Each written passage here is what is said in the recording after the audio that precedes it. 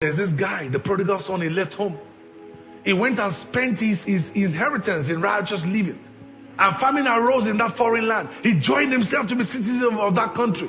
He backslid. And when he saw punishment at the other side, in verse 18 he said, I will arise and go to who? My father. I will arise and go to my father. Why? Because he said, even in my father's house, even slaves have to eat. He wanted to eat the food of the pigs, and nobody will give him because the world system is wicked. He said, I will arise and go to my father. Then he decided to recite what he will say before his father, because he knew he's disappointed his father. Are you here today? Have you disappointed God? Have you done things that you're not proud of? I'm not saying stay there. Arise and go to your father. There are lots of people that will say, I will arise and go to my father, but in reality they never go. Your intent don't get results. It is when you take steps that you get results. As I'm speaking to you right now, God is touching your heart.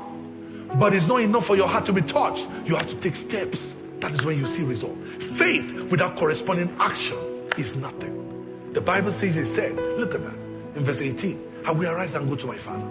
And I'm going to tell him these few words. 1, I've sinned against heaven. Correct. 2, I've sinned before you. Correct. 3, I am no longer worthy, naturally speaking, to be called your son. Correct. 4, make me like one of your hired servants. The Bible says in verse 20, he arose and he came to his streets, thinking he will have to knock and fill forms for his father to receive him. But when the father saw him afar off, the father ran to the street in his wrapper. He said, Chief, what are you looking at? He said, my son, my son. He was so shocked. He could not imagine it. You know, sometimes you cannot even imagine. Gideon was afraid, shaking. He didn't know he was a man of valor. If you check God's heart, what he feels about you, you'll be shocked. That is not what people think about you, that God is thinking about you. The Bible says the father ran. Look at that. He ran away afar off. He fell on his neck. He was not the son that fell on his neck. That boy did not have that confidence. He fell on his neck. Sometimes all you need to do is to just lift up your hands and you will see God drawing you.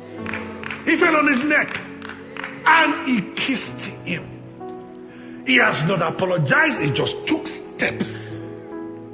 And hear what the boy is about to say. Be careful what you say when you are before the Father. The Bible says every idle word you speak shall be judged. Be careful what you say. Some don't understand the Father's love, because somehow they're comparing the Father with their natural father. Father, I have sinned against you. Correct. 1 John 1:9. If you confess, he's faithful and just to forgive you and cleanse you from all unrighteousness. I've sinned against heaven. Correct. And I've sinned in your sight. Correct. And I'm no longer worthy naturally to be called your son. The father stopped him, because if he had said, make me servant, there was nothing the father would have been able to do. The father stepped in. Verse 22. The Bible says, but the father said, keep quiet. Bring the best robe.